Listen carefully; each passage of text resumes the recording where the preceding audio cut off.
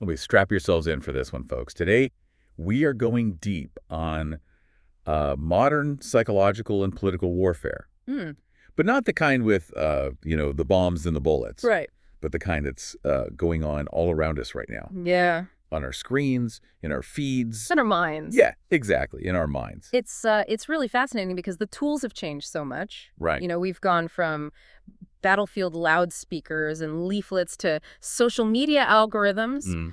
But the core principles of PSYOP, Psychological operations. yeah, PSYOP remain the same. Okay. It's about understanding and exploiting human psychology to get people to do what you want them to do. To influence their behavior. Exactly, to influence behavior. And we've got a ton of sources for this one. We've got, military doctrine, declassified reports, academic studies. Oh! All kind of shedding light on how the internet and social media have become the new battleground. The new battleground, yeah. For shaping narratives and Well, influencing. Absolutely, shaping perceptions. Perceptions, yeah. Yeah, and one of the most effective weapons in this new arsenal is micro-targeting. Oh, yeah, micro-targeting. We've all experienced it, at some level, those really personalized ads that seem to know what you're thinking. It's creepy, right? It is creepy, it is. But imagine that power turned up to 11 and aimed not at selling you a product, but at shaping your political beliefs. Wow. Or even your sense of reality. That is a little scary. It is scary. So it's not just about, broadcasting a message out to the masses anymore. Right. It's about tailoring that message to each individual. Exactly. Based on their data. Based on their data, yeah. And the level of granularity that they can achieve now is just astounding. I mean, what kind of data are we talking about here? Well, we're talking about everything. Every click you make online, every search, it all leaves a digital footprint. Right. And then this data is, it's aggregated, it's analyzed by algorithms to create detailed profiles of your interests, your beliefs, even your vulnerabilities. So it's way beyond those silly personality quizzes we see on Facebook. Oh, absolutely. Way beyond that, we're talking about sophisticated psychographic modeling. Oh. Which attempts to actually understand your underlying motivations. Wow. Your psychological triggers. And this allows them to craft messages that bypass your rational filters and tap into your emotions. So they're going right for the gut, huh? Right for the gut, yeah. Fear, anger, hope, tribalism, all the things that drive our behavior on a subconscious level. And this isn't just theoretical, right? I mean, this is actually happening. Oh, this is absolutely happening. I mean, are there real-world examples of how this is being used to influence, say, elections or to incite violence?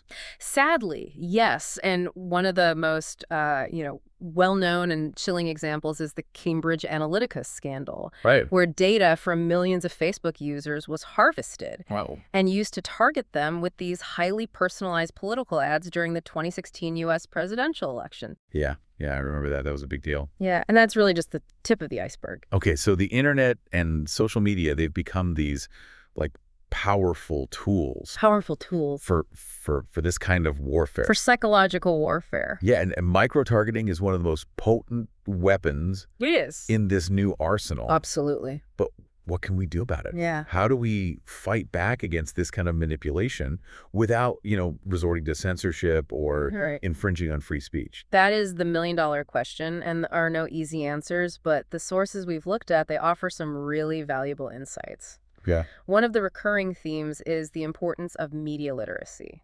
Media literacy, what is that? It's essentially teaching people to be critical consumers of information. Okay.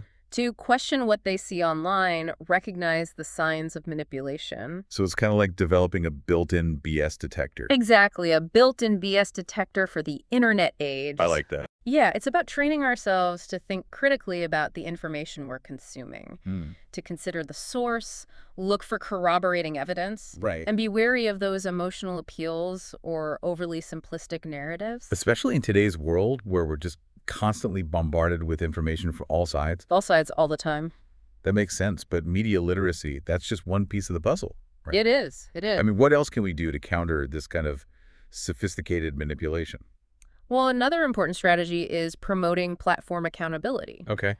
Social media companies, they have a responsibility to prevent their platforms from being used to spread disinformation. Right. And to protect their users from being targeted by malicious actors. Mm-hmm. So this means being more transparent about their algorithms. Okay. Taking a more proactive approach to content moderation. Right. And working with governments and civil society organizations to develop, effective countermeasures. That sounds good in theory. It does. But getting these, tech giants to actually take responsibility has been a real struggle. It has. What about the role of government in all of this? Can't they, do something? Oh, absolutely. Governments have a vital role to play Okay. in countering disinformation, protecting democratic institutions from foreign interference. Mm-hmm. This includes investing in public awareness campaigns, supporting independent journalism, and developing legislation that holds social media companies accountable. Right, but there's a fine line between regulating content and, infringing on free speech, right? How do we strike that balance? It's a tough one. And what about all the historical examples of governments themselves using propaganda? I mean, we'll dive into that fascinating and complex history right after this. Right after this. It's like, we're trying to defend ourselves against manipulation. Right. But at the same time, we don't want to sacrifice the very freedoms that make us vulnerable in the first place. It's a tough one. It really is. And the sources actually highlight some, fascinating parallels. Oh, yeah. Between historical examples of PSYOP and what we're seeing today in the digital realm. Take, for example, those leaflet drops during the Korean War. Oh, right. The ones designed to demoralize enemy troops. Exactly. That encourage defections. Yeah. Those leaflets were, carefully crafted to exploit anxieties and vulnerabilities within the target audience. So they, really knew who they were targeting? Oh, yeah. They appealed to soldiers' fears of, being separated from their families, their hopes for a peaceful future, and their doubts about the cause they were fighting for. It's like they were playing on their emotions. Exactly. Playing on their emotions. Yeah. And the same principle applies to modern influence campaigns online, right? The only difference is that instead of leaflets, we have targeted ads, social media posts, and even, manipulated news articles. Wow. All designed to evoke specific emotional responses. And ultimately get people to do what they want. Exactly. Okay, so the tactics might be more sophisticated, but the underlying psychology It's the same. remains the same. It's the same. What else can we learn from these historical examples? Did the sources, delve into any specific case studies? Yeah. Actually, there's one that's particularly relevant. Oh. It's called the Harare Summit AIDS document from 1985. What's that? So it was a Soviet disinformation campaign that falsely claimed that the AIDS virus was created by American scientists. Oh, wow. That's a pretty bold claim. It is. But it was effective because it tapped into pre-existing fears and prejudices within the target audience. Oh, cool. Specifically, anxieties about, the perceived dangers of Western science and technology. Right.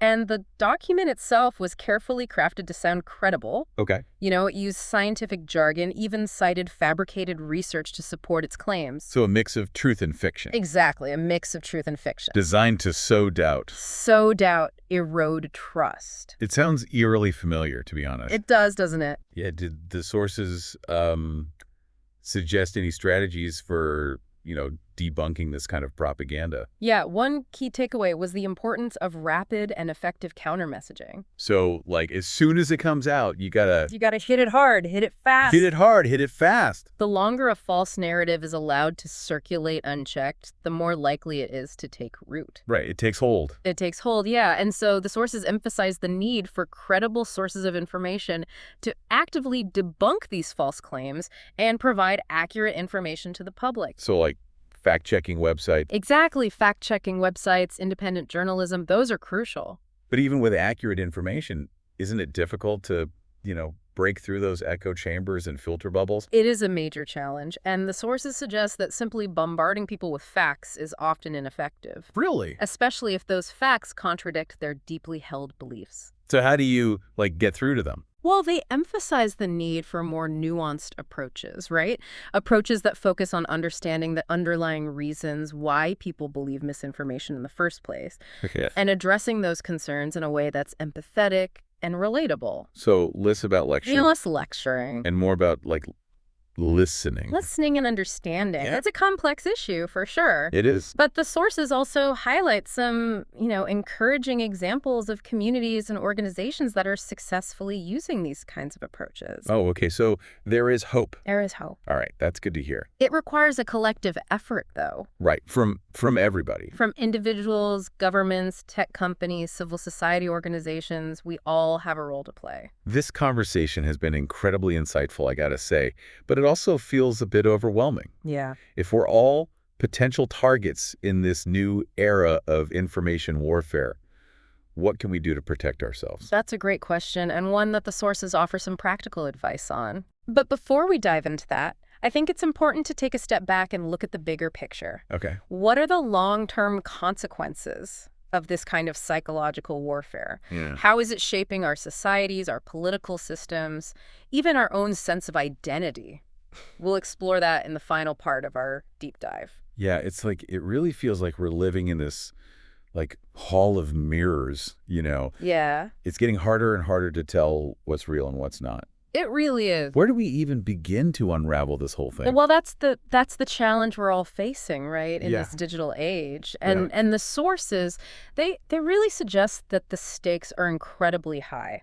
Oh, okay. We're not just talking about individual manipulation here, right? Right. We're talking about, the erosion of trust in institutions, Mm-hmm. the polarization of societies, and even the potential for large-scale conflict fueled by all this disinformation. So the consequences are potentially devastating. They are. They are. But before we completely lose hope here, Right. let's get back to that question I asked earlier. Yeah. What can we as individuals do to kind of navigate this treacherous information landscape? Yeah. Yeah, that's a great question. Yeah.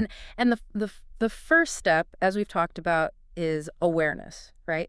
Oh, Understanding the tactics that are being used to manipulate us, the emotional appeals, the targeted messaging, the bots, the trolls, all of that. So it's kind of like know your enemy, right? Know your enemy, exactly. But even with that knowledge, Yeah, it can still feel overwhelming. it can. It can. What are some practical steps we can take? Well, one of the most effective strategies is to diversify your information sources. Diversify, okay. Instead of relying on a single news outlet or social media platform, Right. you need to actively seek out diverse perspectives, challenge your own assumptions. So step outside of that echo chamber. Step outside the echo chamber, exactly. But that's easier said than done, right? It is. Yeah. It is. Especially when those opposing viewpoints are often presented in such a a hostile way. Yeah. It's like wading into a toxic swamp sometimes. You're absolutely right. It's not always easy. It requires a willingness to engage in these difficult conversations, Right. with respect and empathy. Mhm.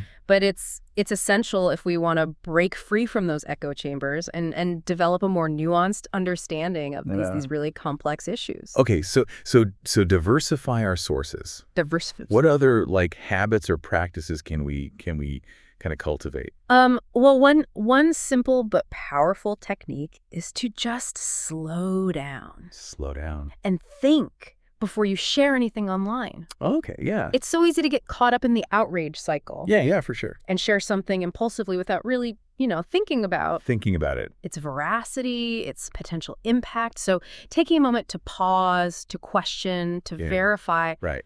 can make a huge difference. So apply the brakes before you hit that retweet button. Exactly. What about fact-checking websites and tools? Are those helpful? Absolutely. Fact-checking organizations play a vital role in debunking these false claims, holding those in power accountable. Mm-hmm. But it's also important to be discerning, right? About which ones we trust. About which ones you trust. Exactly. Right. Look for organizations that are transparent about their methodologies, their funding sources. Okay, so it sounds like critical thinking skills are more important now than ever before. They are. They really are. But those skills, they're not always taught in school. Right. What can we do to kind of foster more critical thinking in ourselves and in our communities? Well, it starts with asking questions, challenging assumptions, being willing to consider different perspectives. Okay. We need to cultivate a culture of curiosity, of skepticism, where it's okay to disagree respectfully and to engage in constructive debate. This deep dive has been, I gotta say, both fascinating and sobering. Yeah. Yeah. We've explored how the internet and social media have become these powerful tools for warfare. Psychological warfare, yeah. How microtargeting allows for this like unprecedented level of manipulation. Absolutely. And how the erosion of trust and the spread of disinformation are threatening, the very fabric of our societies. It's a complex and challenging landscape, but it's not hopeless. Right. By understanding the forces at play, developing our critical thinking skills, and taking these proactive steps to protect ourselves, our communities, we can become more resilient to manipulation. And hopefully build a more informed and engaged citizenry. Exactly. So if we had to leave our listener with one key takeaway One key takeaway. from this deep dive, what would it be? It would be this. In the digital age, information is power. Information is power. And just like any other form of power, it can be used for good or for evil. Right. It's up to each of us to become informed, discerning, engaged citizens, to use our voices responsibly, and to demand better from our leaders, our institutions, and the platforms that shape our online experiences. Powerful words to end on. Thank you. This has been quite a journey, and I have a feeling it's just the beginning of a much larger conversation. Oh, absolutely. Thanks for joining us on this deep dive.